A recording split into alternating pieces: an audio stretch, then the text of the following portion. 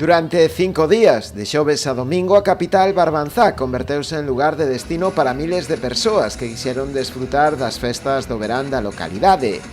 Ao longo das xornadas foron moitas as actividades organizadas dende a Comisión de Festas e o propio Concello para satisfacer os gustos de pequenos e maiores. Estas festas son divinas, bueno, as mellores do que tuvo o pueblo durante 20 anos. Está cheo de xente, un ambiente boísimo, unha maravilla, vamos, estamos pasando xeneal hoxe. Aquí, como as festas de Ribeira, non hai nada. Más cosas que outros años e moi buenas.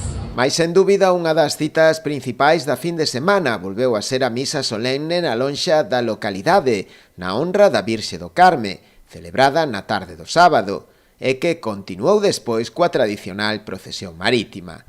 A cerimonia relixiosa non faltou ao conselleiro do Mar, Alfonso Villares, que xunto a outras autoridades como o patrón maior, Xosé Antonio Pérez, o propio alcalde, Luis Pérez, foron os encargados de presidir este acto. Pois a verdade é que están indo xeneal, non? Xa vemos a vida que teñen as rúas, ategadas de xente, balbordo, música, danza tamén.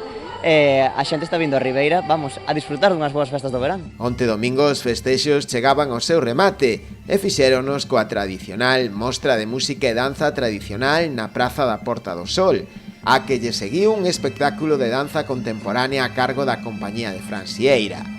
Pero broche final puxérono novamente os fogos artificiais no Paseo do Touro, que como é costume a medianoite iluminaron de luz e son os ceos da cidade, deixando unha estampa de gran beleza.